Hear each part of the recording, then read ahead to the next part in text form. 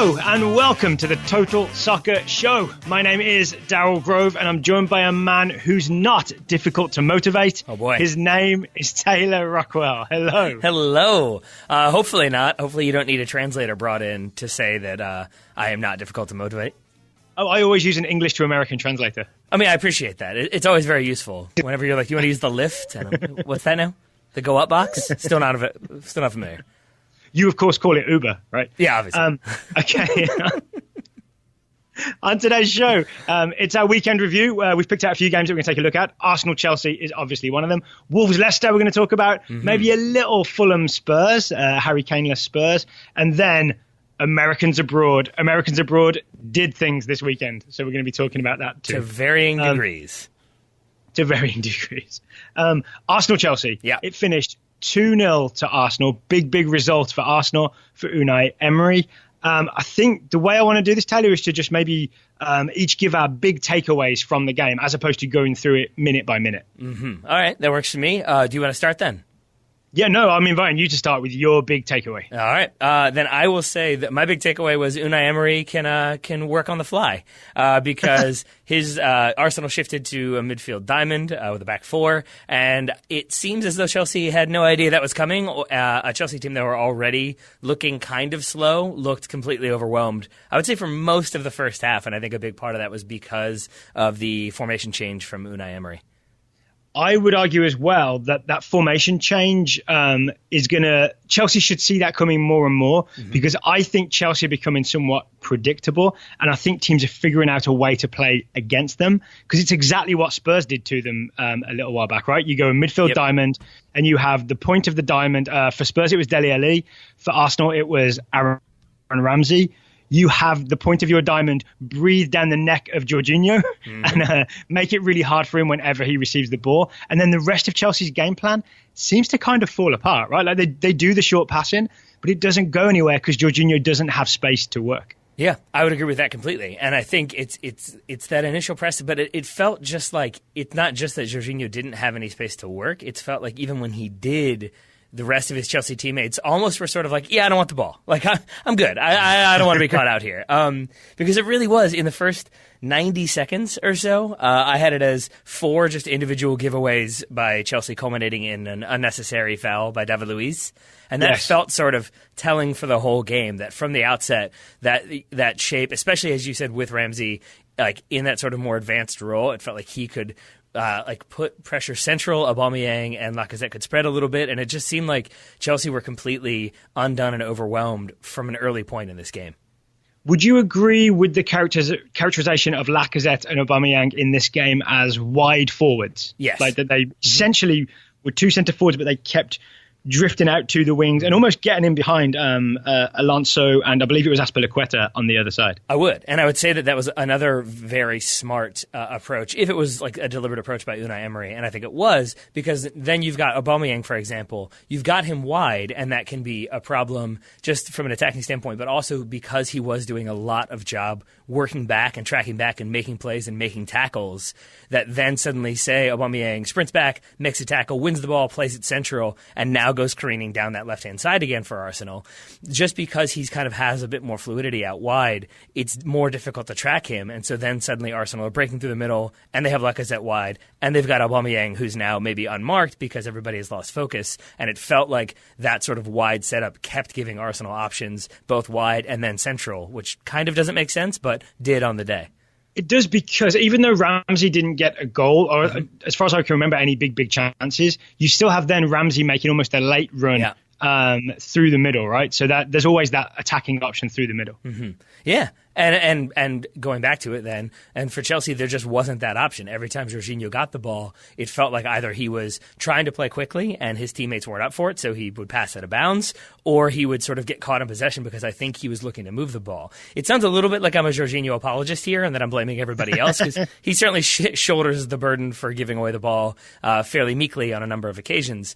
But it was telling to me how little time he had and how uncomfortable that Chelsea midfield looked, and it doesn't usually look that way. I think I agree. I would join you in being a not deliberate but accidental Jorginho apologist, because I think he's asked to play a certain way. He's asked to do a certain thing.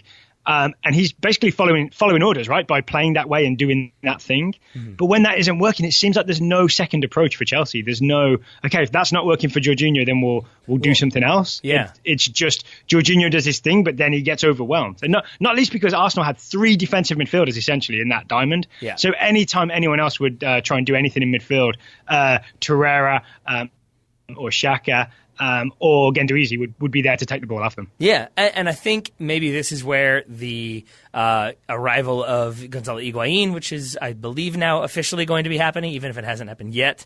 Of Morata, I think, also made official today, going to Atletico Madrid. But I feel like that move can't happen. Good pronunciation on Atletico. You got it. Thank you, my friend. But I feel like that move can't come fast enough, because I do think the other issue was that, if you have Jorginho kind of blocked off by those like almost 3 defensive midfielders, then what I kept seeing happen was Eden Hazard trying to drop in to help link up play and to help give him an option. But then routinely, the one that really stood out to me was, I think it was in the 9th minute or so, like Eden Hazard, 3rd minute, Eden Hazard drops all the way back to try to get the ball and help win the ball, like after Jorginho's turned it over on the left-hand side for Chelsea. Hazard eventually does get the ball back and turns, and then basically is like, I have no one to play to because I'm supposed to be playing to where I was just standing.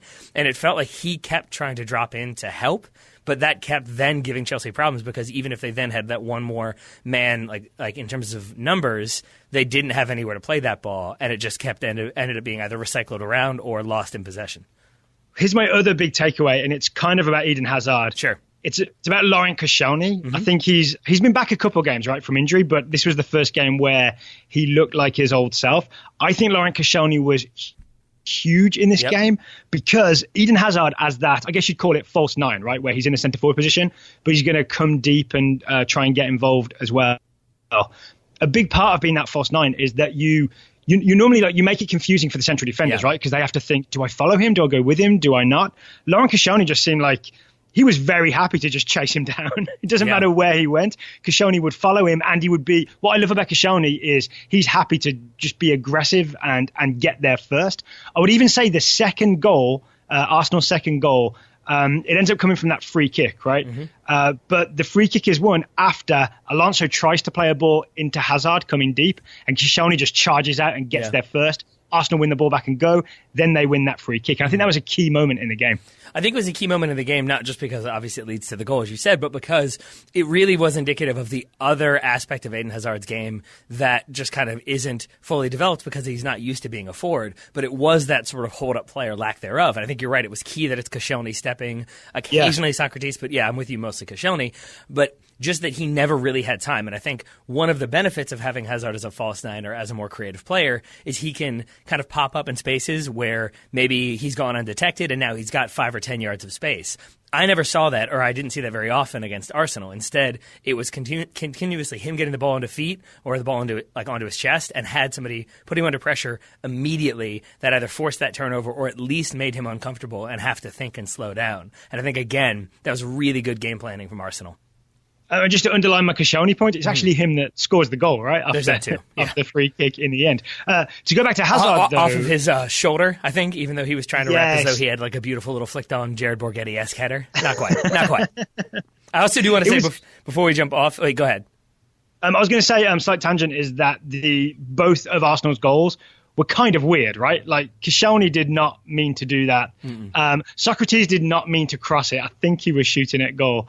And even on the first goal, it's wonderful, wonderful stuff from Lacazette. But that's essentially off a bum Bellerin cross, right? I Bellerin underhits that cross and Lacazette rescues it. I watched this a bunch trying to figure out, like, what does he see? And there really is nothing. It really does come down to, it's clearly meant to be like an instep ball, like out swinging to the back post. And instead hits it low, and Lacazette does well to recover. Speaking of well to recover, this is the thing that I was going to jump in to say. I will say there's the one moment when Laurent Koscielny takes a shot, is how I'll put it, and goes down for a moment. I watched that replay.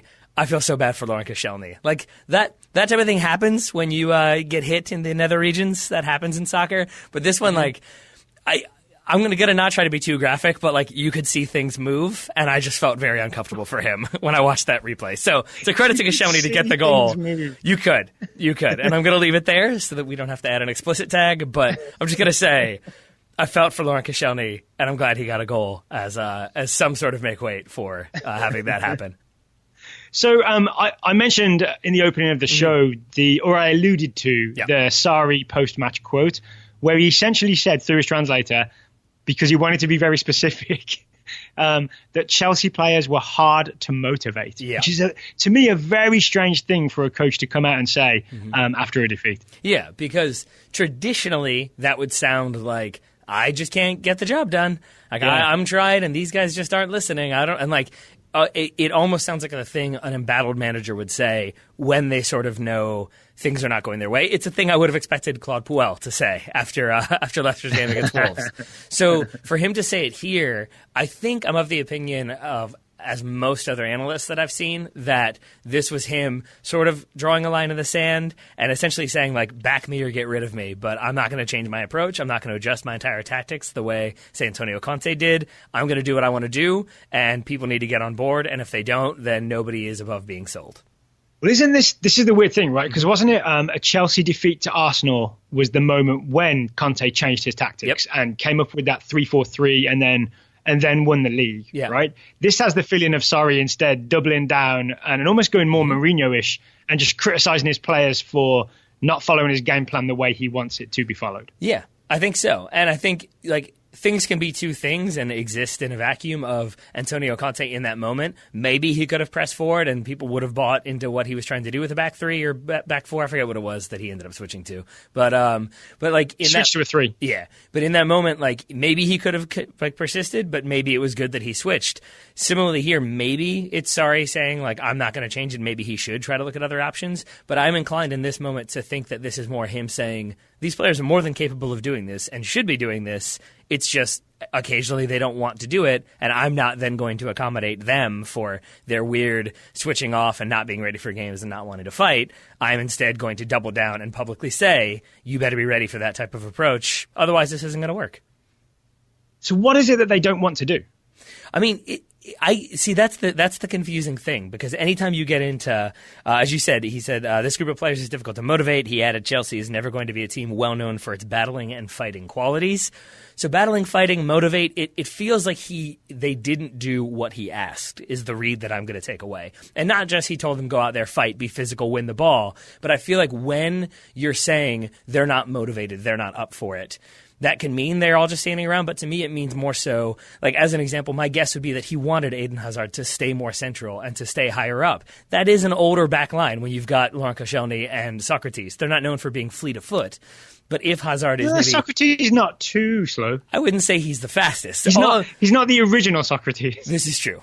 He's not far off, though. No, I'm kidding. But I feel like there has to be a mandate of, like you can drop in a little bit to try to pull them out, but I want to see you exploit them. I want to see you use that pace. And if Eden Hazard is dropping in 30 yards to try to win the ball back, that doesn't feel like a thing he's been asked to do. It feels like him just wanting the ball and feeling like this is an answer to our problems, but it's not what he's been asked to do. And so you have those little deviations from what the plan is. And if you're Maurizio Sarri and you see your players look not lackadaisical, but just look not quite up for it from the start, but then maybe also not do what you've asked them to do in terms of executing your game plan, that's where in my mind it goes to, they're just not up for it. They're not ready for this fight. They don't have that, like, motivation you need to succeed.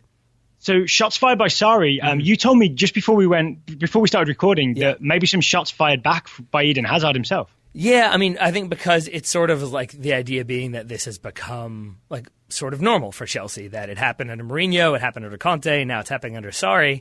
And Hazard, I don't have the quote right in front of me, but it kind of responds to that by saying, like, yeah, I frustrated Antonio Conte, I've frustrated managers, I probably will continue to frustrate managers, I'll probably frustrate the next one too.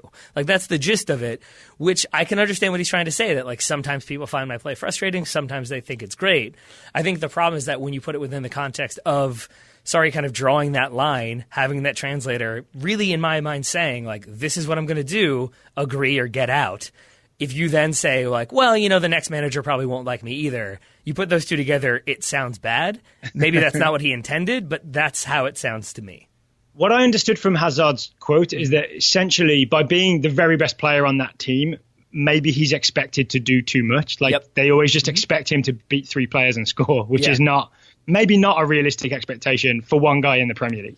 Yeah, and I'm going to make some heads explode by talking about Michael Bradley at this point. But this is a thing we've said about Michael Bradley, how if you become the key player for your team, a manager who's trying to deal with lots of other issues can start to put more and more on your plate if you are that key guy. And maybe it's the case that Eden Hazard feels like, I've played left wing, I've done what's been asked of me, now I'm playing as a false nine, I'm trying to do that too, but then he's asking me to do this and do that and do this, and he's asking me to do 30 different things. That's a lot to put on my plate and expect me to do. And I can understand how you would feel frustrated in that moment and feel a little bit attacked because you're trying to be a key player for Sarri, and maybe then that ends up with you being criticized when you feel like it's not deserved. I feel like that would be the Eden Hazard advocate, devil's advocate sort of approach.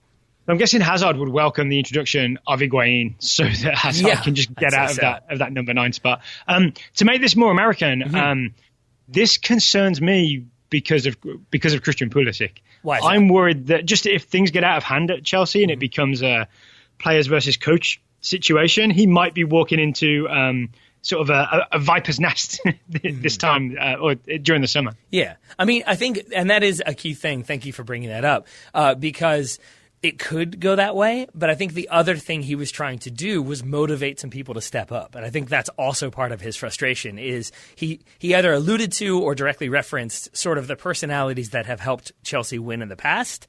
And the implication was... like a Lampard, Drogba, Terry type. Exactly. And the implication was a lot of those, Petr Cech being one, they're not there anymore. And so it's sort of who's going to be that next person to step up and be the locker room leader, who's going to say, hey, we've got to elevate here. We've got to get ready. This is going to be a big game. And I think maybe that's also the element of the motivation thing is that if you are Chelsea going out to play Arsenal and your team is all sort of like, yeah, okay, we're going to do it, and Arsenal have somebody screaming and hooting and hollering and getting everybody ready, that can be a difference maker. And so I think if you have the players respond to it and if a few players step up and take on more significant leadership roles, maybe they do get rid of one or two players in the summer who aren't quite fitting in, then you could have the opposite situation of what you were describing where Pulisic's coming into a stable locker room with leaders and a specific role that he can perform.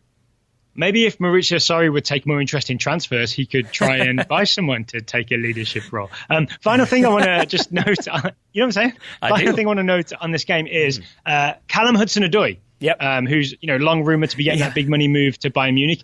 He came in I believe, the 80th minute, and I don't think he did himself any favours at all. Really? He did a lot of tricks and dribbling at people and losing the ball.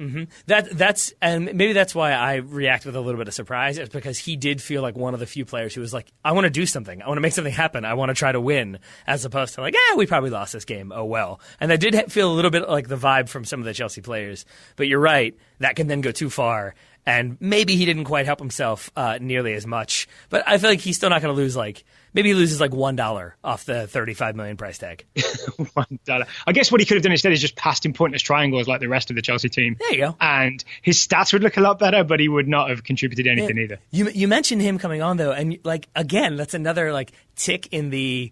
This has all the familiar symptoms of managerial crisis, and maybe that's the tabloidy aspect of me being a soccer pundit or whatever. But it was the young player that everybody's been clamoring for. Fine, we'll give him 10 minutes in this game, and we'll do this and we'll do this, and I'll issue this statement about the locker room.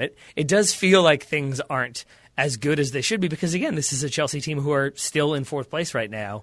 Given the managerial change in the situation that Sarri inherited and when he inherited it, it doesn't feel like things are as bad as maybe they're being made out to be.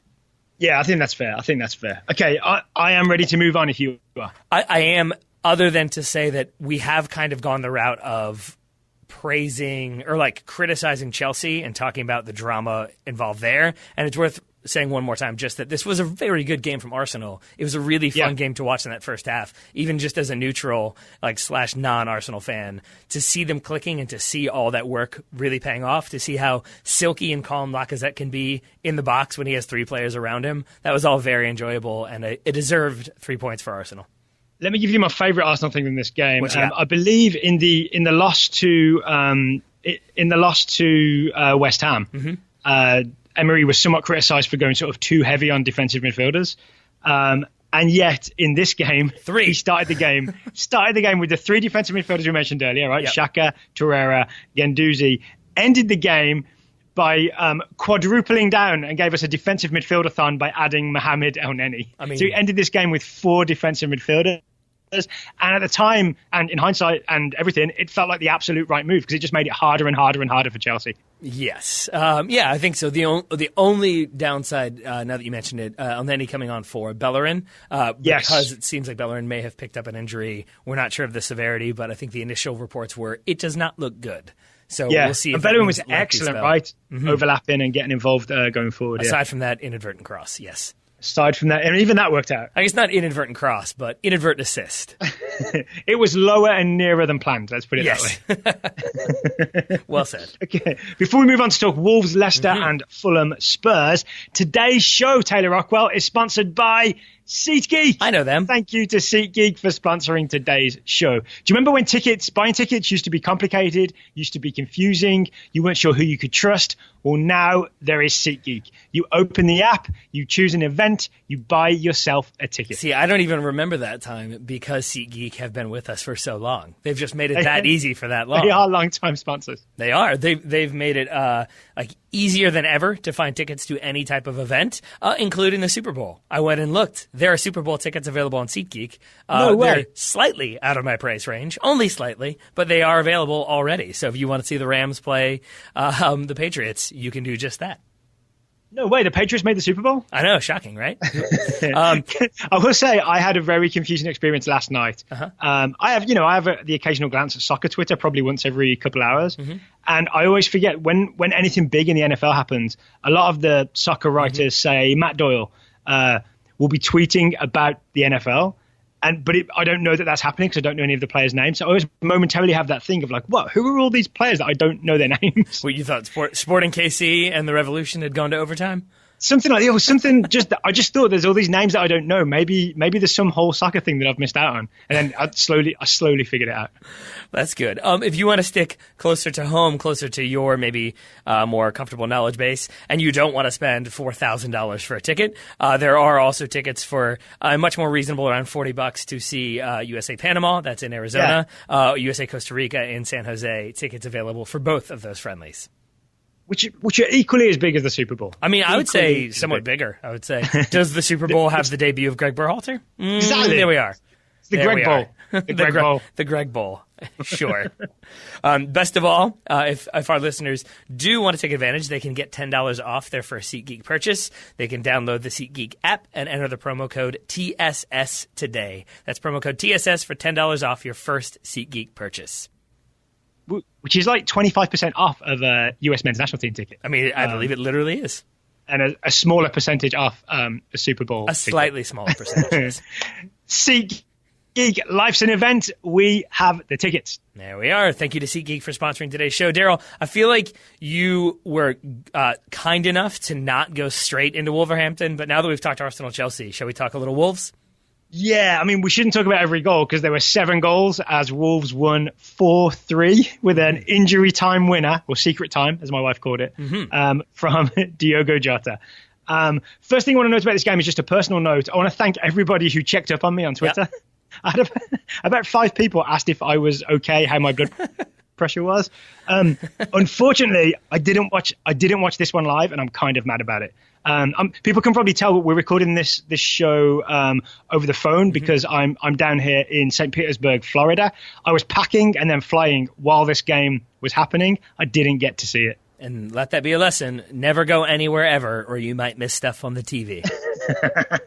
Good news is I could rewatch it. Well, there you go. And I could watch it calmly and safe in the knowledge of what the result was going to be. Yeah, and I imagine that was probably a far more fun way to watch it because you go up 2-0 and then suddenly you're no longer up 2-0. That would have been very distressing under normal circumstances. Instead, knowing the result, I imagine you were just like, ha ha ha, we'll wait and see how this goes.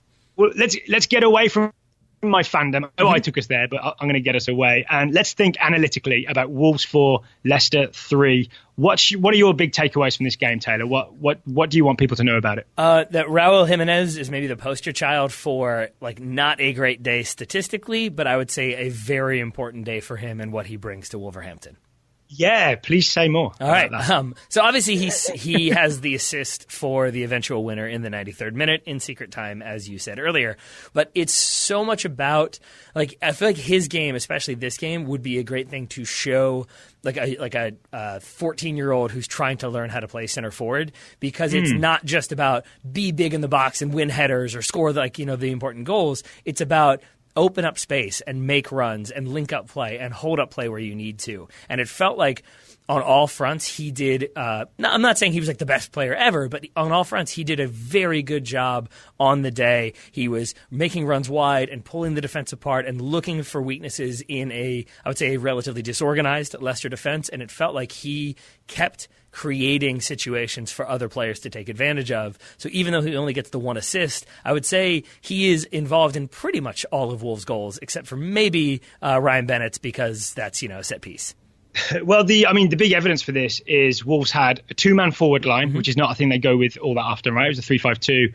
And the other guy in the two-man forward line, Diogo Jota, scored the hat-trick, which I think is kind of like Jimenez was like the good improv guy who didn't like do much that you noticed, but the other guy gets all the credit. But he was there to bounce everything off of. Sometimes literally. He did a lot of good setup work to allow the yes-ands to occur. Or he did a lot of yes-anding, I'm guessed, to allow the other guy to shine. There we go. Yeah, Diogo Jota was like Bobby Moynihan. Yeah, that works out. The other, that is a great analogy, by the way, because Bobby Moynihan, key all the time. I also really enjoyed this game from a it felt like a lot of the games this weekend were very entertaining and very frenetic. This one was just end to end constantly, especially in the second half, and that made it really fun, because I've never seen two teams so inclined to like rope-a-dope each other that they like both were like, there were moments when it was like you're both just sitting back completely and waiting for the other one to overcommit, if only slightly. Like they were both very happy to hit on the counter, but then get hit on the counter, but then getting hit on the counter opened up the other team to getting hit on the counter, and then they got hit on the counter. It was a lot of that back and forth, especially in the second half. My big note on this game that I think captures exactly what you're saying is this is two possession teams that were far from perfect in possession. There we go. I would actually say Wolves' early 2-0 lead, a lot of that is about Leicester like trying to be a fancy possession team, but not quite pulling it off, right? So for the first Jota goal, which is really early, Damari Gray is trying to like just dribble around in midfield and make a nice move happen. And Leon Dendoncker, who's basically just a big Belgian dude, knocks him over, knocks the ball off of him and dispossesses him, and away Wolves go on a quick counter. For the Bennett goal, I know it's a corner kick, right? But the original interception is Leicester have moved the ball around so much, you end up with Wes Morgan trying to chip a ball from centre-back into central midfield, and Wolves intercepting that. So I think it was exactly that kind of game. It was a Wes Morgan chipping the ball into midfield, and that's a bad idea kind of game. Yeah, that can work when it's David Luiz, less so when it's Wes Morgan. Yeah. And all that, like my biggest takeaway, and I'm going to take us there now, would be that with what you're saying and everything I saw, it feels like Claude Puel probably does need to go. And that still seems premature and unnecessary to me, but I understand more so why people are feeling that way. But I mean, I'm not sure where they are now, but they were 8th before this game, and they only lost in injury time. They are now. I'm not sure. They are 1 point behind the Wolverhampton Wanderers. I mean, if you're a Leicester fan, I know Leicester fans have complained that it's not entertaining, but surely this was entertaining, right? Are you not entertained, Leicester? Are you not entertained? See, I would say no, because I think you can be entertained from this was a very good game and both teams played well. But as you've said, and I would agree, a lot of the Wolves' chances were Leicester shooting themselves in the foot. I mean, even the winner is like Leicester just being caught out and having a ragged back line and then not closing fast enough. And it was just sort of, they easily could have gotten a point here. They could have gotten 3 points here, but it felt like they made a lot of individual mistakes, and it was just sort of like wayward passing and a lack of attention to detail and not keeping a consistent back line. All of that feels like a team that just isn't as motivated as they should be. And I contrast that with Chelsea, where they've brought in this new manager to be their new manager for the next, like for the foreseeable future. Claude Puel always, I guess, felt a little bit like a stabilizing figure to come in, sacked by Southampton, but we got to get a little bit of stability back into this club, so let's do it. But it doesn't feel like he's the manager that's going to make everybody get excited, and you can deal with that as long as you're winning or losing and playing well. But when you're losing and playing a little bit chaotic, that's where it feels like some of the seams are getting exposed. Okay. Before we move on, I wanted to get into two more tactical things that I thought were really important in this game. Let's do it. For Wolves, a new thing that they've started doing is instead of the old 3-4-3 that they went with a long time ago, the formation was essentially a 3-1-4-2. And the one in that is Ruben Neves sitting a little deeper underneath the other two midfielders, so Dendoncker and João Moutinho, right? Mm-hmm. Which doesn't sound like a big deal, but if you think of the two goals that involve long Ruben Neves passes, like big long balls to break open Leicester's defence, especially when Leicester have pushed on fullbacks on both sides, the sitting deep aspect of Neves in that position is massively important because there's no pressure on him. Because it feels like he's like behind the other midfielders, so there isn't time to press him. So he's just got time and space to look up and pick out these spots in behind those absent fullbacks. Yeah, it also feels like with that in mind, there was like the talk after Wolves game against City last week that like maybe he's not the one to replace Fernandinho, and it feels a little bit like he heard that and said like, "Oh, really? Do you want to watch me when I distribute the ball from deep, even when under pressure?" Because this was his Fernandinho audition game, right? Yeah, it sure was, and he had a few. Obviously, the biggest one being the assist for the winner. That ball is absurd how well hit that is. How do we describe that? It's like low but bendy, but it goes in between I think Chilwell and Evans. It's a really odd looking ball. Yeah. But like unlike Bellerin, it's very, very deliberate. I mean, yeah. Well said. Yes, it absolutely is. And it's just like, I don't know if he meant for it to like bounce exactly where it does to get through, to get like over the foot of Johnny Evans. But it was so well hit that I'm inclined to say he meant to, even if he didn't, because of like the trajectory of the ball combined with like the kind of weird spin. It's just really fun to watch, and it's like the final replay of the goal, I think, where you can see like the gap that he hits that through, and it is not a big gap, and it is really impressive vision to spot the runner, to spot that he's onside, and to thread that needle the way he does. So I'm going to say that both as a Wolves fan and as a fan of tactical tweaks, I think I like this new look Wolves where you've got like, I mentioned earlier Dendoncker, who wins the ball back for Wolves to score the first goal. Not the classiest midfielder, not the most subtle midfielder. And I think, wasn't I complaining about him on when we did our Premier League midterm reports not so long ago? But I like just having that big physical body in midfield and having Neves sit a little bit deeper. So he's not like in the scrum of the action. He can sit back a little more and pick out those passes. So that's a thing to look out for Wolves going forward. That makes sense to me. Did you have one more thing? Because I had one more thing about Wolves. I have one more thing about Leicester. Okay, then I will tell you my Wolves thing, which is... Yeah, please do. I have to believe that Nuno... the Wolves manager has either read a biography of George Washington. Did you chicken out on the rest of his name? Nuno Espirito Santo? Oh, yeah, you did. Something like that? Santo. Mm-hmm. Yeah. It's the Boondock Saints line. That's usually what brings it back. But I always enjoy hearing his post-match interviews, and the reason why I said Washington, maybe Teddy Roosevelt, is because he's got that weird, like soft, like growl is the way I'm going to say he talks, that it's all very calm. It's very calm. It's all very whispery. But you kind of get the intensity behind it, even though he's so soft-spoken, that he is an example of like what you want if you want to be that exciting team. Again, contrast him with Claude Puel, who is, I think, like mid-50s. Nuno, I don't think is that far off from that age, but he is just such a more like engrossing, exciting manager. He runs the touchline. He gets sent off for celebrating with his player because of the great game he had. And it just like the likability is such an important issue in being a likable team and keeping that locker room happy, that his kind of enthusiasm, even though he's so soft-spoken, really stood out to me on the day. Nuno seems like the dad that all the other kids at school say, "Oh, your dad's cool." Whereas Claude Puel is like, "Oh, did your granddad pick you up today?" Exactly. Nuno is the one who's taking you to get like fast food after your soccer practice. Claude Puel's like, you may have celery on your way home. The Leicester thing I want to talk about is once again Ben Chilwell, and just how weirdly important his unpredictable dribbling is. Okay. And this goes especially for this was the equaliser, I think. This made it 2-2. We first thought it was a Harvey Barnes goal, but it ended up being a Connor Cody own goal. But if you can picture this, it's Harvey Barnes, who's playing left wing, pulls all the way out to the left touchline. He takes Johnny Otto, the Wolves right wing back, with him. And the normal thing is for the left back to sort of, no matter what's happening, the normal thing is to like just double team that flank, right? That's what Ben Chilwell, if he was a normal left back, would do.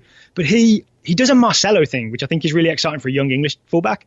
And instead he drives straight down the middle, right? It's almost like he drives straight at goal and essentially ends up causing that goal because everybody panics once Chilwell starts dribbling forward and inward. And I think it's really worth keeping an eye on Chilwell doing this because not many other fullbacks do it. Mm-hmm. So is Ben Chilwell rocketing to the top of the players you'd like to see playing left back for England? Yeah, I mean, I don't even have to really dream about it. He just does sometimes now. Especially Chilwell and Shaw are the competition. But is he the one that you would like to see win that job going forward? Is he like? Do you feel like with his kind of erratic dribbling? Do you feel comfortable with him playing that role? Yeah, I do. Because I think it just adds this element of unpredictability. And I've even started seeing him again doing the Marcelo thing, where even though you're playing left back, the game seems to start flowing through you because you're that important. So I see that happening for Leicester as well. So just the refusal to do the basic, okay, I'm the left back, I'll overlap the left winger and I'll help him out kind of thing. But instead, I'm the left back, give me the ball and I'll make something happen kind of thing. That makes sense to me. I would say the reason why I'm slightly surprised to hear you say that is because I would argue him kind of going on a wander and getting far forward is if not the main reason why that ball for Raul Jimenez is on for the fourth goal. Absolutely. So that's the downside to that, right? Though is like he can go and like be attacking and be interesting and be kind of swashbuckling, but that can also come back to bite you if he does it too often. I mean, he can do it all he wants for Leicester. If he does it for England, I'll start to worry. There we go.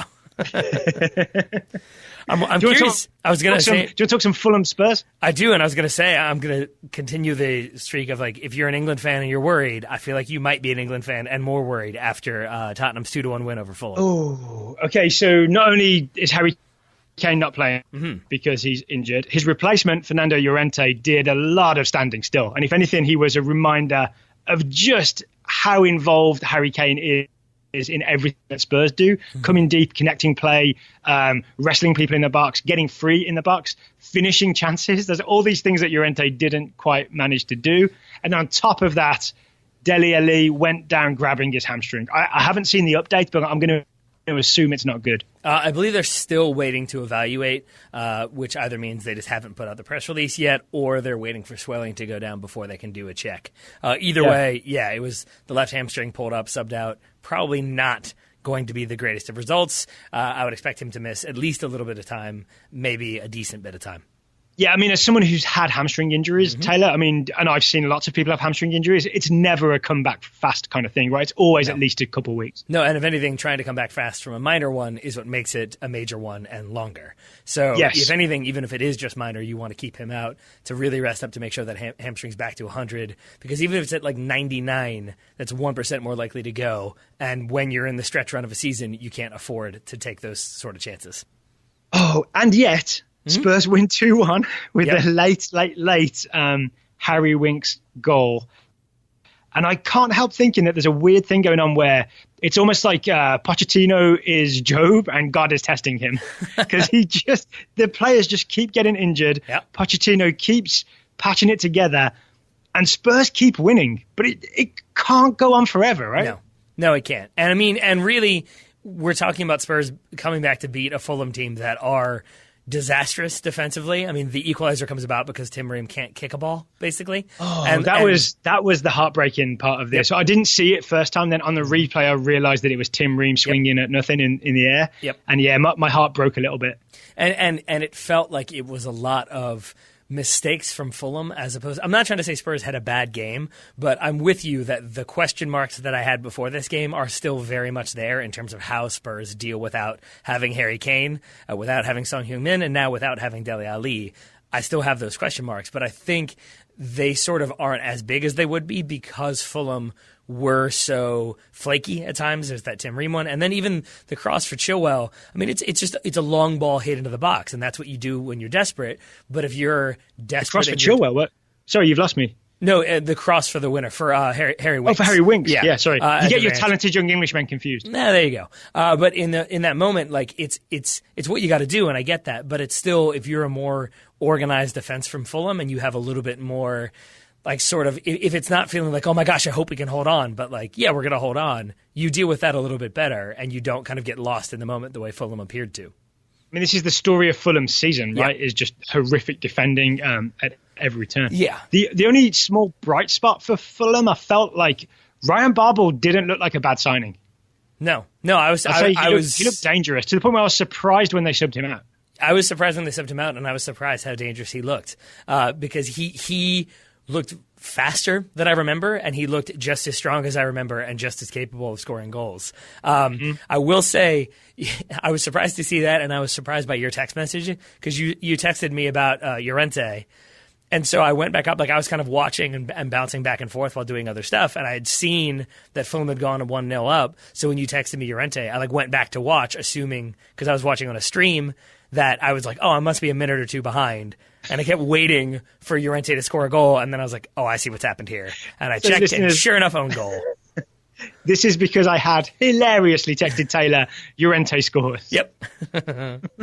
And he did. I mean, you're technically right. And it just adds, like, it's no real fault on Llorente scoring that own goal, but it just adds to the depressing narrative of him not being Harry Kane, right? I mean, yes, especially because then you juxtapose that with, like, later on, before they'd scored the winner, but after they'd scored the equalizer, he has, like, I would say a fairly open header that he just completely doesn't make the contact with that he wants to. He misses that header. Harry Kane probably puts that one on frame, and there's your difference in the story. Yes. But then I think, like, you look at the way he played, and it just felt like there were moments where he was making the smart runs or doing what was being asked of him, but it all just felt a little bit, like, out of the usual run of play for Spurs, which it is. He's only played 6 games this season, and he's not Harry Kane. And so it felt, harsh on Llorente to say like he had a terrible game or a very bad game, but it also felt fair at the same time because he just wasn't as involved as he probably needed to be. Yeah, and to repeat what I said at the very start of this Fulham Spurs review, he makes you realise just how many other things Harry Kane contributes.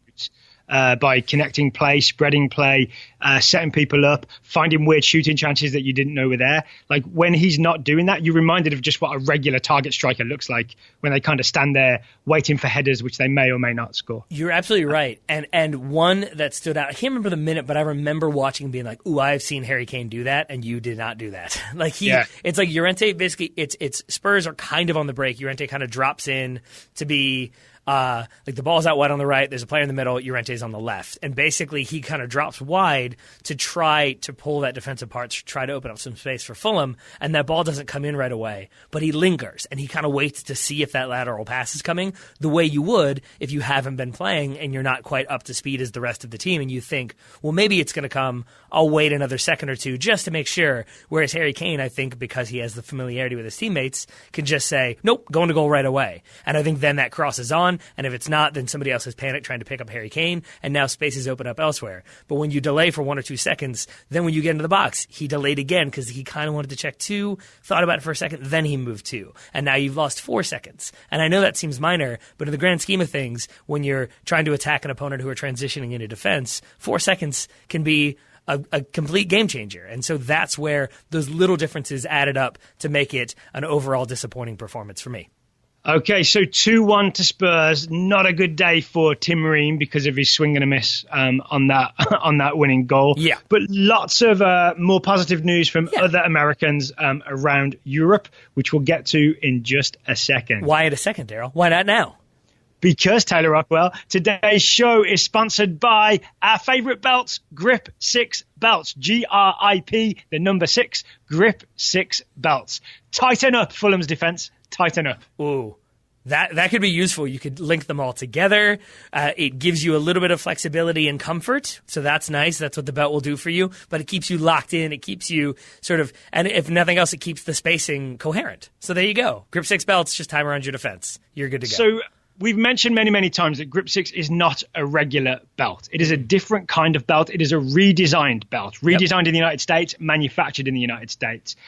Were you there at the convention when Alexis Guerreros was saying he's heard these ads, but he doesn't understand how the belt works? Yes. So this is Alexis Guerreros of the Cooligans. So I think we should try and describe the belt accurately so that Alexis Guerreros can understand. That works for me. Alexis Guerreros did also ask us how soccer works because he's still not quite sure.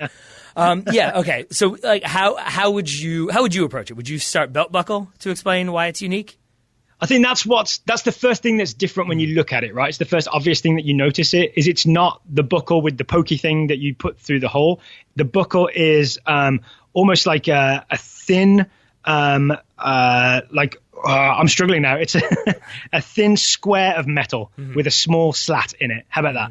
I mean, yeah, the difference being that the belt buckle itself, you don't have like a hinge or anything like that, or like a prong that you've got to put through loops. You can just like slide the belt through. It locks in place. It's got the badger teeth. Alexis didn't like the badger teeth analogy, but that's tough because that's what it is. That's how tenacious badger that teeth. grip is and hold. Badger teeth is what they call it, right? And all that is like little ridges on the inside of the buckle. And then the second thing that we talked about before is that the belt is not a leather belt. It is a special type of webbing, maybe Spider-Man style webbing. It is. And Peter Parker makes them. The webbing has ridges. Yeah, it's made in Queens. The webbing has ridges, and that's what the teeth connect to, and that's where the very un-Fulham backline defensive lock comes from. And the other thing, unlike Fulham will give way. The Grip 6 belt does not. It holds that grip the entire time, so you don't have to keep adjusting and fidgeting and moving it around. It'll hold your pants up all day and hold your defense up for a full 90 minutes. Maybe this is the confusing thing, because we've described how the belt sort of locks in place, and I was confused when I first heard this. How does it unlock once it's locked if it's so secure? I think it's just the angle of the hold that like you like kind of like dip the belt buckle forward or like over to the right, and then you just pull it out, nice and easy. And so that's a move that you would not do while you were wearing it. It's only a move that you specifically would do to unlock it. This checks out. This checks out. Just in case it doesn't, I'm going to once again link in the show notes. Actually, when you go to the URL that we send people to, there is a video that describes how it works. So even if you're on the fence about buying one, go to grip6.com/TSS. You'll get the either 20% or 33% discount that you'll see at grip6.com/TSS. And if you scroll to the bottom, there's a video explaining how the belt works. All right. So one more time, that's grip6.com/TSS. Thank you very much to Grip6 for sponsoring today's episode. Alexis, hopefully that makes a bit more sense. Alexis did also then ask me if who George Carlin was. He said he didn't know who that was. So, again, grain of salt there. He's the old Arsenal manager, right? Yeah, exactly. That's the one. All right, Taylor, you want to talk Americans in Europe? Sure. I would like to start with Tim Weah, if that's okay with you. That is more than okay with me. Yeah, so Tim Weah made his debut for Celtic. Not in the league, it wasn't the Scottish Premiership, it was the Scottish Cup, the fourth round. Celtic were playing Airdrieonians, who I believe were in the third tier. So it wasn't a tough game for Celtic, but it was against a team that was basically, oh no, Celtic's coming, let's play 5-4-1. Yeah. Tim Weah came off the bench in the 69th minute, had the ball in the back of the net by the 83rd minute. He scored the third goal in a 3-0 win. He came on in like sort of unfavorable circumstances too. Scott Sinclair had just had a goal incorrectly disallowed, but that would have been his hat trick. So it felt a little bit harsh for Scott Sinclair to go off. But Tim Weah comes on, as you said. The first thing I want to ask you, Daryl, why is he suddenly Timo Weah? I don't know. Was that on the back of his jersey? No, that was what the commentators kept calling him. Like, when he came on, it was like, young Timo Weah coming on. So I don't know if that's a nickname or what they've just decided to call him. But either way, he appears to be Timo. I don't know anything about this, but I'd love to. If anyone knows why those commentators were calling him Timo Weah, I'd love to know. But I was part of the reason why I noticed that was because I was paying attention to the commentators. Because first off, one of the things that I very much enjoyed, they seemed genuinely excited to have him playing for Celtic. I watched his 15 minutes or so, and it was a lot of talk. There was still the kind of standard. They've got their index cards with all of their Timo Weah facts out that they wanted to get through, but it was still just all of like his runs. They were very excited by his touch, his presence, his passes, and they seemed very impressed with his balls in. He had the great one, like the bending in that almost got on the foot of Benkovic for a goal, and so that all seemed like a good setup. Very enthusiastic in what he was doing. Then he scores the goal, and they all seemed even happier. Well, should we talk about the fact that maybe Tim Weah did not play the position we expected? We had been led to believe that he was going to get a good go at number 9 as centre forward. Celtic played a sort of 4-2-3-1. Tim Weah replaced Scott Sinclair and played essentially left wing, right? Mm-hmm. Yeah. And actually, if you go back and listen, I had read some thoughts that might be where he gets used the majority of the time, at least to start. He's coming on as a sub for Scott Sinclair. So I wasn't as surprised with that as I was like genuinely with just how good he looked. He looked like he could handle the physicality. He looked like he kind of belonged within that Celtic side. And he looked, importantly, especially for the goal, like he was comfortable playing left, but moving central and making runs centrally when the situation allowed. Yeah, I think this is one of the things that we know about Tim Weah is that he is wonderful at those bending runs in behind, sort of timing it correctly to make sure he's onside, and breaking the plane of the defensive line always at the right moment. Yeah. So for the goal, when is it Dedrick Boyata, I think, plays that very nice ball through, right? Plays him between the defenders. Then Tim Weah is just in behind that defense because they didn't know what was coming, because that bending run, which is a basic run for a forward, but there's ways to do it that are almost impossible to deal with, right? Mm-hmm. And Tim Weah seems like the guy that can do that. And then it's a very nice poke finish past the goalkeeper who's come out to try and get there first. But to your point, I think the other thing we like about Tim Weah is the way he combines with people. Mm-hmm. So that it doesn't matter that he's on the left wing, because he will dribble inside on his right foot and he'll play a pass and then he'll move, right? Mm-hmm. So he didn't really do this for the goal. It was just the bending run that he was on the end of. But you saw glimpses of that thing that he does where it's Tim Weah pass and move, Tim Weah pass and move, make things happen. And that has me excited for Tim Weah in the Scottish Premiership and for Tim Weah in a US men's national team jersey. If we're up against a stacked defence and everything's looking a bit static, I would have faith in Tim Weah to be the one that gets the ball moving and makes something happen. I'm looking ahead to World Cup qualifying in CONCACAF. I am not willing to make that jump with you yet, because for everything you just said, the first thing he does when he comes on in the set, like I think, as you said, 69th, 70th minute is when he gets the ball, cuts inside, has passing options, shoots, and I think the commentator, tongue-in-cheek, said, and he almost hits the corner flag. So there is still that like sort of rashness of the youngster who clearly wants to impress and wants to show he belongs by getting that goal. And so there's just that element, there's that little element, it's the frustration we used to have with Marcus Rashford as well for England and for Manchester United of, you don't need to shoot there, you need to look for a pass there. And as long as he develops that aspect of his game, then I'll be more inclined to go with you. But right now, that's the one thing that I was sort of like, ooh, that was some interesting decision making. Well, this was a criticism we had of him even back at the U17 World Cup, right? In 2017, is that he was always looking to shoot. He was always willing to try it when maybe there were less selfish options available. Mm-hmm. And I weirdly think it will be a thing that will frustrate maybe teammates, maybe it will frustrate fans, maybe it will frustrate us.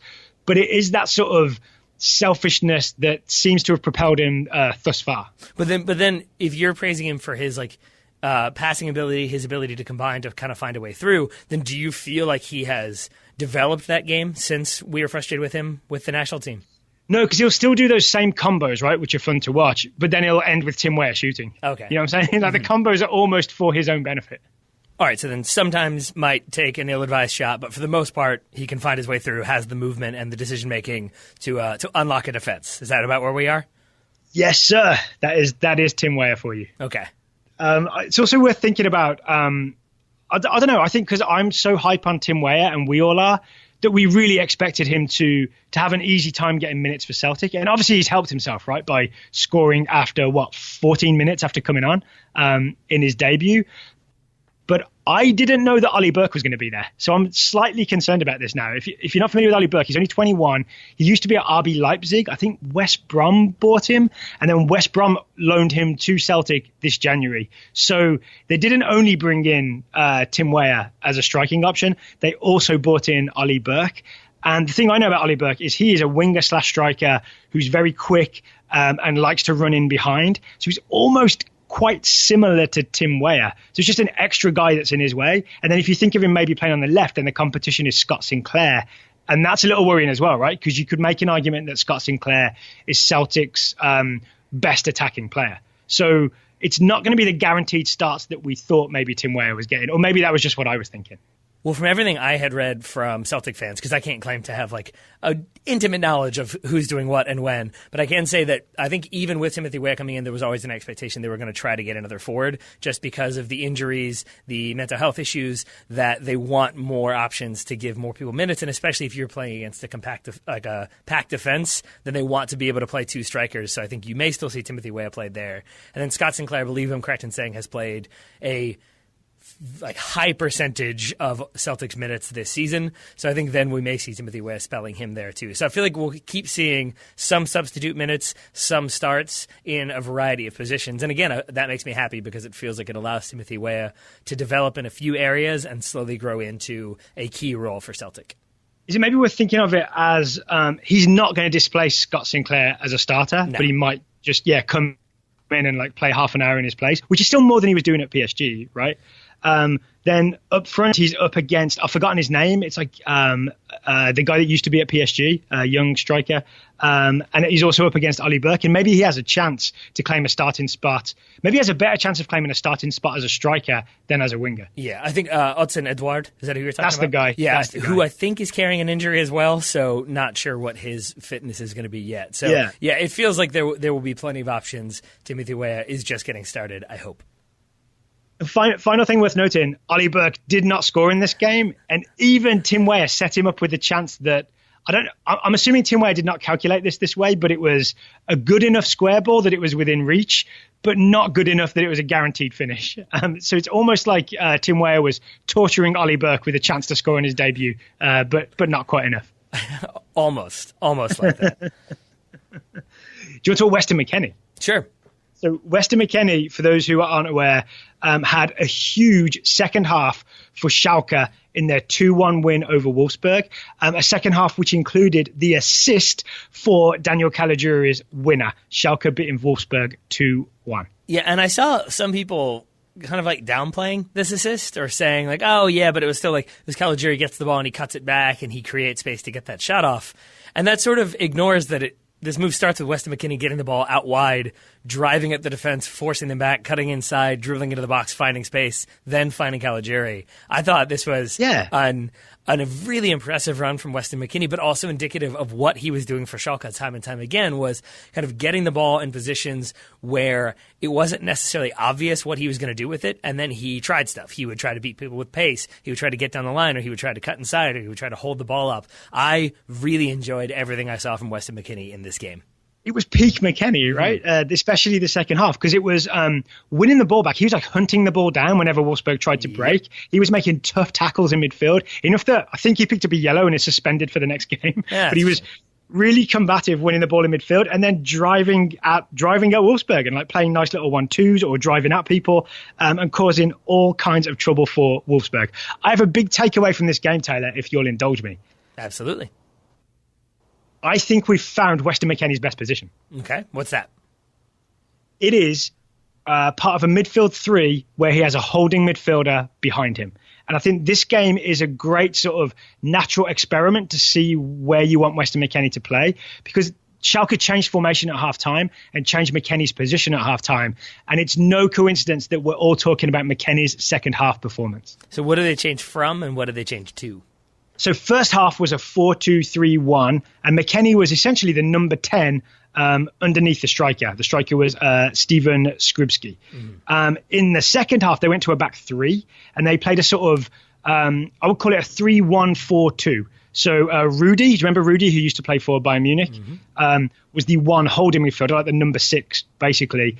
And then McKennie McKennie was alongside Alessandro Schopf as two central midfielders that had a lot of freedom to roam and hunt the ball down and go wherever they want, because Rudy was always there holding it down behind them. So he had an anchor that let him basically go wherever he wanted. And that's why, for example, on the goal, he's a centre midfielder, but he's ended up on the touchline at midfield, right? He's ended up playing like a left winger because he's gone and found the space. So I think the best spot for McKennie is to have someone behind him to maintain some positional discipline, and then he can go and do what he wants. And alongside another midfielder like Sharp or say Tyler Adams, this could really work out. So you thinking 4-1-4-1 sort of thing?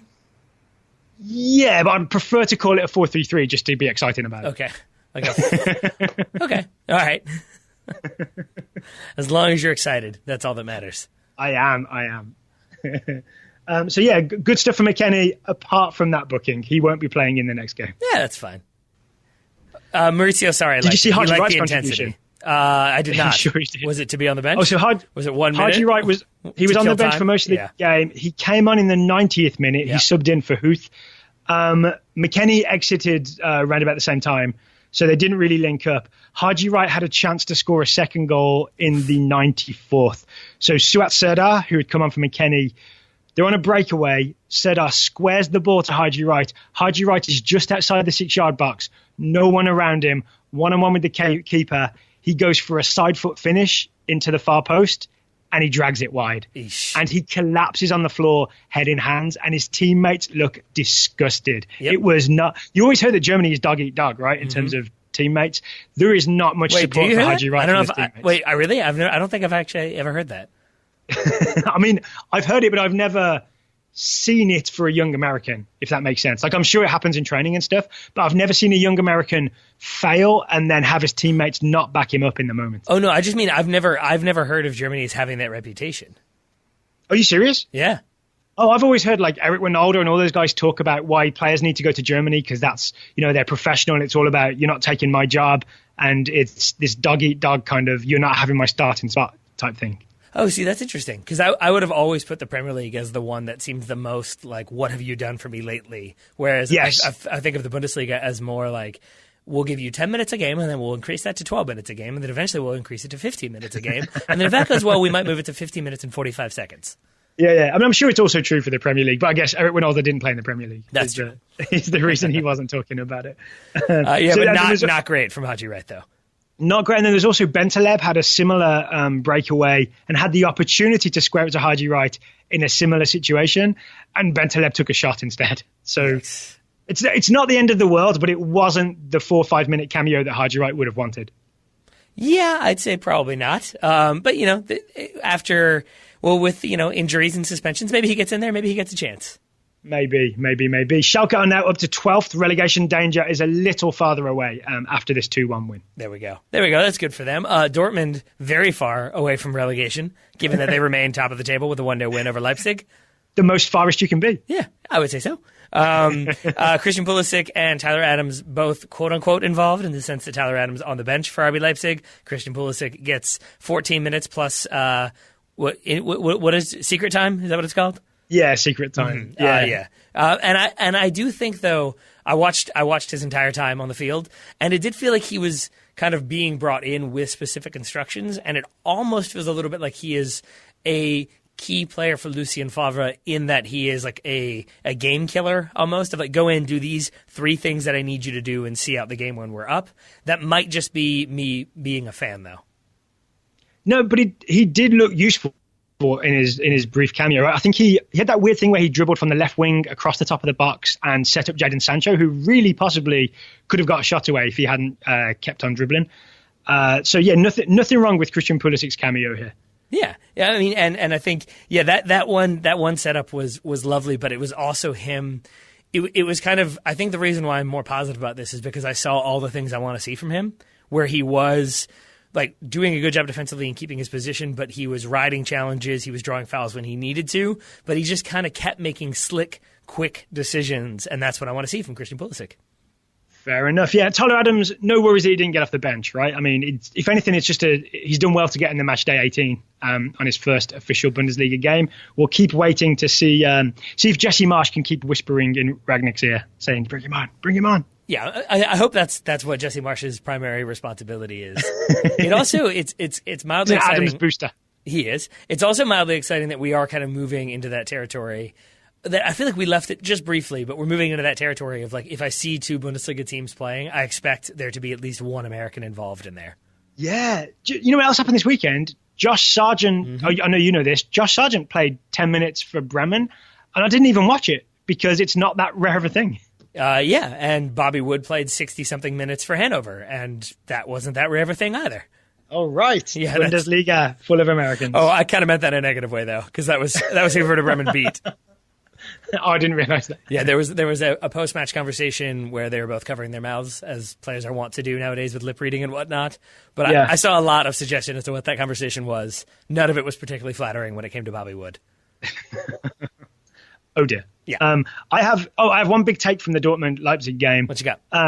If Dortmund win the league, Axel Witsel will have been the biggest signing of the summer. I would agree with that wholeheartedly. And and obviously he scores the goal, but it's not just the goal, it's just everything he brings to that midfield. And I mean, and it's worth noting once again, like Julian Weigl is around the team. He has become almost a role player for them in that I believe he was playing center back in this game. So it's like that's a thing that you would never have imagined happening in seasons past, that it would be kind of all built around Julian Weigl. And now they're almost to the point where I feel like Dortmund, once again, somebody's going to come in for him in January or this summer, and they're going to be offloading a player who is no longer the like fundamental aspect of the team, similar to what they've done with Christian Pulisic. And I'm going to say that Axel Witsel will be the reason they win the Bundesliga, maybe even more so than Jadon Sancho, because for all the talented midfielders Dortmund have had over the last few years, no one has dominated midfield like Axel Witsel. No. I mean, and he makes them super fun to watch. This game, despite being 1-0, was really, really fun. It was end to end. It always felt like both teams were capable of scoring. And I would say one of the main reasons why RB Leipzig were not able to is because of the midfield presence of Axel Witsel. There we go. Okay, I've got 2 less fun stories about Americans abroad for you before we move on to scouting, Taylor. First up is Matt Miazga, who it seems has essentially gone AWOL from Nantes and headed back to Chelsea. Yep. And Nantes are not impressed. What's going on there? So there was a tweet this morning from Nantes saying Coach Vahid Halilhodzic says that Matt Miazga claimed he had back pain and then, without the club's permission, went back to Chelsea. And we assume that he's going to try and terminate his loan and get Chelsea to re-loan him somewhere else. And I can't decide, Taylor, if this is absolutely horrific from Matt Miazga and very unprofessional, or if this is a bold move from Matt Miazga to make sure he gets out of this loan and gets away from Halilhodzic. I feel like this is a situation where we'll have to wait and see what comes out in the aftermath, because there's a chance that Chelsea said, no, just come back, we're recalling you, we are very dissatisfied with the way this has gone, and it's Chelsea playing a big role in this too, or there's a chance that Matt Miazga just showed up at Stamford Bridge or whatever and was like, yep, I didn't like it, and now they've got to kind of deal with that. And so I think as we see what shakes out from this, we'll have a better understanding of, is this all Matt Miazga just kind of folding under a difficult situation, or is there more to what's happened? You're absolutely right. It all depends on what Chelsea have told him, right? Yeah. They might have told him, hey, just pack your bags, get out of there. Yeah. Pretend it's heat and you're following the advice. And I do think that, like he said on multiple occasions, that Chelsea people are keeping in touch with him and staying abreast of everything that's happening with his development in France. So I hope that he's been instructed to kind of do what he needs to do to get himself in a position where he can then be loaned again. But it still feels like it could have been handled much better, so that you don't have the manager calling him a liar publicly. Maybe he just heard Sarri make that call for leaders, and Matt Miazga just answered it like it was the bat signal. I'm in. Yeah, that makes sense. the Matt signal. Perfect. So that's one piece of bad news potentially. What's the second? The other bit of bad news for Americans in Europe is that the US women's national team went to France and lost 3-1 to France. They did. So we don't have a full review of that game on today's show. We will have it on what's probably going to be tomorrow's show, right? We have an interview with Jeff Kassouf from The Equalizer, but we did that interview before this game. So we're going to do a review of that game. Me and Taylor are going to watch the US lose 3-1 to France and figure out what went wrong and what needs fixing before the World Cup. And then we're going to also include Jeff's interview. So it's going to be a US Women's National Team special on the Total Soccer Show. That works for me. So US Women's National Team on tomorrow's show. To see out today's show, we should do some scouting, if that works for you. Let's do some scouting. Okay, young players from around the world, but let's start in Glasgow. Zachary Becher is scouting Timothy Weah, the 19-year-old American forward on loan at Celtic from PSG. Zachary says, Weah says hola and willkommen to the Premiership. Is Timothy Weah fluent in German? Is that what's happening? I have no idea. Und willkommen? Okay. Yeah. Why I'm not not? sure where Germany came into it. Also, it was the Scottish Cup, right? The winner of Edgeronians was the Scottish Cup. If you want to see it, that's on ESPN Plus if you have a subscription. The Scottish Premiership will be on Bleacher Report Live, on BR Live, just for those who are looking to catch an eyeful of Tim Weah. That explanation would have been useful about 2 hours ago when I inverted those two things. You have my phone number. I do not have Keaton Park's phone number, although it may be slightly easier to get in touch with him. Holly Barton, scouting Keaton Parks, the 21-year-old American midfielder on loan after persistent rumors, Parks has secured a 1-year loan from Benfica to NYCFC through the 2019 MLS season. The non-MLS Academy, non-development academy player will be expected to fill the huge shoes of Yangel Herrera. Daryl, I know that is an issue or a source of concern for you. Just that, those shoes are huge, and they were very important in the middle of NYCFC's midfield. I think it's a nice challenge for Keaton Parks to try and fill that Herrera void. I just think it's a big challenge. So I would have preferred, I think, a softer landing for Keaton Parks than are you as good as this Manchester City player? But I guess time will tell, right? We'll find out in March. Yeah, New England weren't calling, so that's the only way it could have been softer. Daniel Pitcock is scouting Falarin Balogun, the 17-year-old English-American forward for Arsenal. Daniel says Falarin Balogun scored in extra time to help the Arsenal U18s advance past Spurs 5-2 in the FA Youth Cup. I bet that had a great atmosphere. He now has 13 goals in 14 appearances this season. Go on, Falarin. U18 FA Youth Cup derby winner. Go on. But maybe don't get too big so that England don't come calling. That's what we need. We need to go under the radar until the USA get involved. So his deal is that he's gone back and forth, right? He's turned up for the England youth teams and he's turned up for the US youth teams. So it's going to be a battle. Yeah, but we're nicer, friendlier. There you go. Come play for us. Todd Brannon scouting Cameron Carter-Vickers before Daryl Grove can respond to that. Cameron Carter-Vickers, the 21-year-old American defender on loan at Swansea from Tottenham. CCV subbed on in the 21st minute for an injured Joe Rodon and helped hold Sheffield United scoreless in a 1-0 victory for Swansea City. Carter-Vickers is still rumored to be leaving Swansea during the transfer window, with Ipswich being the most likely destination. However, it has since been confirmed that Rodon broke his metatarsal and is expected to be out for at least 6 weeks, so maybe CCV stays as a result. Dylan Viach is scouting Kai Havertz, the 19-year-old German midfielder for Bayer Leverkusen. Under new manager Peter Bosch, Kai Havertz and Leverkusen started 2019 with a 1-0 loss to Mönchengladbach. Oh, Peter Bosch, the more things change, the more things stay the same. The high press, high possession style does seem to fit Kai well, but his partnership in midfield with Julian Brandt looks promising. I think I added the but there, thinking it said it does not seem to fit. It fits him well, and the partnership is promising. Hooray for all things, even though they lost. Yeah, you always add in a but. Yeah, you know. That's what I do. Ryan LaRose, because I have no jokes. Scouting Rafael Camacho, the 18-year-old Portuguese right-sider for Liverpool. After impressing against Wolves in the FA Cup, Jurgen Klopp sat down with Rafael and informed him that after impressing against Wolves, Camacho would not be going on loan to Portugal. Since then, Rafa has been in the squad and got his first Premier League minutes this weekend against Crystal Palace.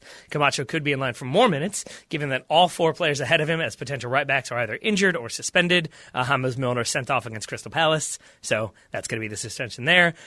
Klopp could potentially put Firmino at right-back like he did at the end of that Crystal Palace game. That seems less likely, though. That seems very unlikely. I imagine they'll reread that Nathaniel Klein loan contract and just double check if they can get him back. Tim Higgins is scouting Christopher Nkunku, the 21-year-old French midfielder for PSG. Tim says Nkunku has seen limited playing time this season and is now rumoured that he could go out on loan this window. With the player reportedly preferring a move to another Ligue 1 club, he has a contract that expires next summer. There we are. David Bell scouting Diego Lainez, the 18-year-old Mexican attacker for Real Betis. Diego made his Real Betis debut this weekend, getting 10 minutes in a 3-2 win over Girona. He played on both sides of the wing and came very close to creating a goal soon after coming on. Timothy Weah scored soon after coming on. That's all I'm saying, Diego. Step it up, Lainez. Jim Tietz is scouting Carlos Aleña, the 21-year-old Spanish midfielder for Barcelona.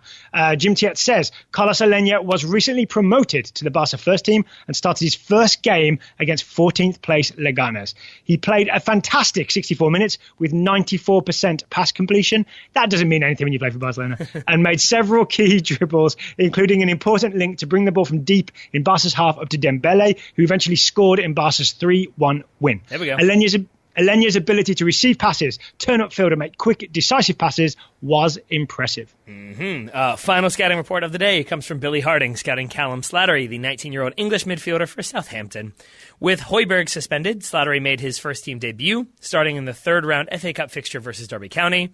Playing well enough, he went on to make his Premier League debut, substituting on for the final 14 minutes against Leicester, as Southampton hung on for a 2-1 lead with 10 men. He seems well-suited to Hasenhüttl style and is the best pure passer in the Southampton squad. Ooh, did you get a sash for that? I think you do. I also don't know if that sash is created by Billy or if that's a consensus opinion about what Callum Slattery brings to the table. I like the idea that Billy made one and sent it to Southampton. I mean, he should. That's what a good scout would do. Of course. Thank you to all our scouts for today's scouting reports, and to all scouts for future scouting reports. If you would like to join the Total Soccer Show Scouting Network, it's totalsoccershow.com/join to sign up and support the show, and then we'll assign you a player to scout. We shall. Taylor indeed. Rockwell. We shall. Taylor Rockwell, all that remains to say, and what I think has been a long show, but I've enjoyed talking to you, is thank you for taking the time to talk to me today. Right back at you, buddy. Listeners, thank you for listening, and we will be back again tomorrow with more Total Soccer Show.